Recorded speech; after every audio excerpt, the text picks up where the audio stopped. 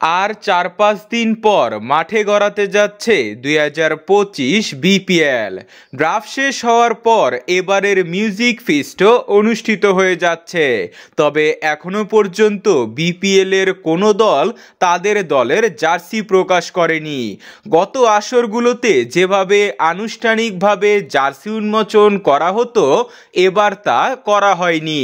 তবে এতটুকু ধারণা পাওয়া গিয়েছে যে কেমন হতে পারে দলগুলোর জার্সি। এবারের বিপিএলে দল গঠন থেকে শুরু করে সবকিছুতেই এক ধাপ এগিয়ে ছিল সাকিব খানের ঢাকা ক্যাপিটাল। তাই অবশেষে তাদের জার্সির কনসেপ্ট পাওয়া গেল।